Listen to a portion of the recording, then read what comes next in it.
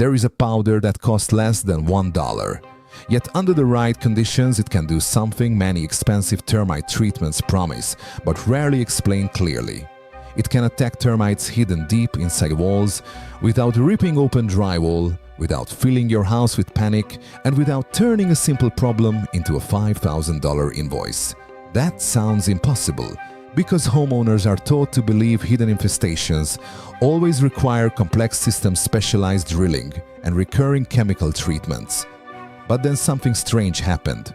A forgotten powder kept showing up in old pest control methods. And once you understand why it works, you will understand why the industry stayed quiet. Termites do not arrive like a storm. They arrive like silence. No broken window, no warning siren, no dramatic sign. Just tiny mouths hidden behind paint and plaster, turning dry wood into hollow tunnels while the homeowner sleeps a few feet away. By the time most people notice the damage, the colony has already been feeding for months, sometimes years. And that is exactly what makes termites so profitable. Fear sells fastest when the enemy is invisible. Once a homeowner hears the words inside the walls, the script usually writes itself. Inspection fees, drilling plans, trench treatments, bait systems, chemical barriers, follow-up visits, annual contracts. The price climbs quickly because panic always raises the value of the solution. But older pest control methods told a different story. Long before branded treatment packages and subscription-style protection plans, there were simple powders used against crawling insects in dry spaces. No futuristic machine, no exotic formula, just a fine mineral dust with a brutally simple effect. That is the mystery. How can something so cheap reach insects inside narrow wall voids? Why does it keep working long after liquid sprays dry out? And if this method has been known for so long, why do so few homeowners ever hear about it? The idea of using powder to fight insects is far older than the pest control industry itself. Long before glossy brochures, licensed treatment packages, and branded bait stations, people were already fighting infestations with dust. Ancient farmers had no corporate service plans. They had observation, trial and error, hard lessons repeated across generations.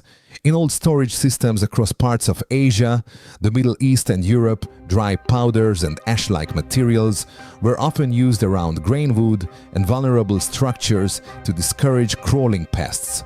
The principle was simple: where moisture, darkness, and food attracted insects, dryness could become a weapon. It was not high technology, it was practical survival. In agricultural history, mineral dusts became especially important because they could protect stored food without relying on modern synthetic chemistry. Before the rise of mass-market insecticides, people understood that some powders had unusual effects on small-bodied insects. They clung to them, they weakened them, they changed the environment insects depended on. Farmers may not have described it in molecular language, but they saw the results. And then science began catching up. By the 19th and early 20th centuries, powdered materials were being studied more systematically for pest control. Different dusts were used in barns, storage facilities, and rural homes. Some worked by toxicity, others worked in a more physical way. That distinction matters. A poison attacks the body chemically. A dust can attack the insect structure itself. That made certain powders incredibly interesting, because if a treatment works by physical mechanism rather than complex chemical action, it becomes harder to patent as a revolutionary monopoly product, harder to brand as a miracle breakthrough, harder to lock behind a recurring service model. And that is where old knowledge often begins to disappear. Not all at once, quietly. As the 20th century moved forward, pest control became professionalized, then industrialized, then heavily productized. Companies built treatment systems around proprietary chemicals, specialized equipment, subscription inspections, warranty renewals, and long-term service relationships. From a business standpoint, that made sense. A homeowner afraid of structural damage is not buying powder. They are buying reassurance. That reassurance became the product. Meanwhile, the old dust-based methods were pushed into the background. Not necessarily because they never worked, but because they did not fit the story modern industry wanted to tell. They were too plain, too cheap, too unglamorous. A fine mineral powder in a simple applicator does not sound like something worth thousands of dollars, but sometimes the plainest tools survive the longest. In older agricultural manuals, household advice columns, and early pest control discussions, dust treatments kept reappearing. Different names, different materials, same basic logic. A fine powder reaches into cracks, dry voids, and hidden paths where crawling insects travel. It stays there, it waits. And when insects move through it, the process begins. That was the forgotten advantage. Liquid treatments fade. Surfaces get cleaned, sprays break down, but dust in a protected wall void can remain in place far longer, especially when left dry and undisturbed. The knowledge did not vanish because it failed. It faded because the world changed around it. And when an industry discovers that fear can be monetized through complexity, simple solutions start becoming inconvenient. Very inconvenient. So how can a cheap powder kill termites hidden inside walls? The answer is not magic, it is physics and a little bit of biology. Many of the most effective insect control dusts do not work like the sprays people imagine. They are not designed to flood the insect with a dramatic chemical poison. Instead, ultrafine mineral particles interact with the insect's outer body layer, the exoskeleton, in a way that slowly destroys its ability to retain moisture. That outer layer matters more than most people realize. Termites, like other insects, depend on a thin protective coating made partly of wax-like lipids. This layer helps regulate water balance. Without it, their bodies begin losing moisture to the environment. And because termites are small, soft-bodied, and highly sensitive to dehydration, even a subtle disruption can become fatal over time. That is the hidden mechanism. The powder does not need to explode. It only needs to cling. When workers move through a treated area, tiny particles attach to their legs, joints, antennae, and body surface. As they continue tunneling, grooming, feeding, and brushing against each other, those particles spread, not instantly, but steadily. This matters because termites are social insects. They do not live as isolated individuals. They live in tightly connected colonies where contact is constant, and contact changes everything.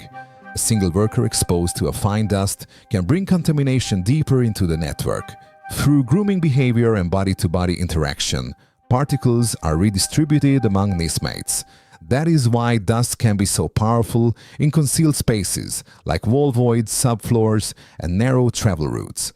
The treatment does not need to chase every termite. It only needs to be placed where termites already move.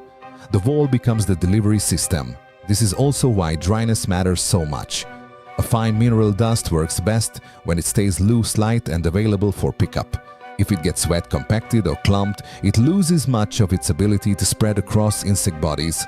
Moisture turns a precision weapon into dead weight. In a protected dry void, however, the particles can remain active for a long time, sometimes far longer than sprayed surfaces. Another reason insects struggle against this method is that physical mechanisms are harder to outsmart than single-target chemistry. A chemical treatment may attack one biological pathway. Over time, insects can sometimes develop behavioral avoidance or physiological resistance. But with a dust that works by damaging the protective outer layer or absorbing crucial moisture, the challenge is more primitive. It is not about tricking metabolism. It is about exploiting anatomy. Of course, there are limits. Not every infestation can be solved with powder alone. Colony size matters, access matters, placement matters. If termites are deep in wet soil, moving through multiple entry points, or already causing severe structural compromise, a dust treatment may be only one part of the solution. It is also not truly forever. No real treatment is. New colonies can always return if moisture would contact and entry routes remain. But the core science is real. A cheap powder can cling to termites, disrupt their protective barrier, spread through contact, and keep working in hidden dry spaces long after liquids lose strength. Simple mechanism, powerful result, And that simplicity is exactly what makes it so dangerous to an industry built on expensive complexity. This is the part no one likes to say out loud. Termites are not just a pest problem, they are a business model. The modern termite control market is built around one powerful idea: fear of hidden damage. And to be fair, that fear is not imaginary. Structural termites can cause serious destruction. But once fear becomes the center of the sale, the most profitable solution is rarely the simplest one. It is the one that justifies the biggest invoice, the longest warranty, and the most repeat service. That is where the industry economics become impossible to ignore. A fine mineral powder is cheap, in some cases extremely cheap. It cannot be dressed up as a premium innovation very easily. It does not sound sophisticated enough. It does not create the same perception of high-value intervention that comes with drilling foundations, injecting liquids, installing bait stations, or signing annual monitoring agreements. And perception matters, because homeowners are not only paying for termite removal, they are paying for certainty, for authority, for the feeling that something powerful and technical is happening behind the scenes. The more complicated the treatment sounds, the easier it becomes to justify recurring revenue. A solution this cheap cannot generate profit. What cannot be patented cannot generate monopoly. That does not mean every pest company is lying. It means the system has incentives, and incentives shape what gets promoted. If one method requires expensive equipment, licensed technicians, multiple visits, and renewable contracts, it supports a large service infrastructure. If another method is a low-cost powder applied strategically in dry hidden spaces, the margin is smaller. The branding power is weaker. The customer may need the company less often. That is not good for recurring revenue. So what happens? The simple method is not always attacked directly. Sometimes it is just ignored, left out of the sales conversation, treated as outdated, incomplete, or too unsophisticated to mention unless absolutely necessary. Not because it never works, but because it works in a way that does not maximize dependence.